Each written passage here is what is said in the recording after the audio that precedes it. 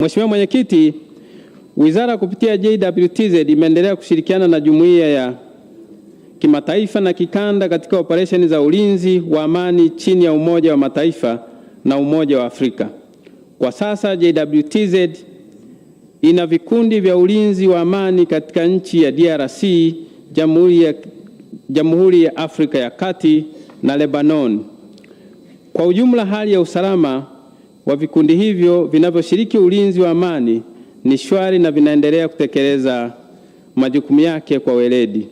Serikali ya Jamhuri ya Muungano wa Tanzania inaendelea kuboresha hali ya zana na vifaa kwa JWTZ na katika vikundi vinavyoshiriki katika majukumu ya ulinzi wa amani ili kuimarisha zaidi utendaji kazi.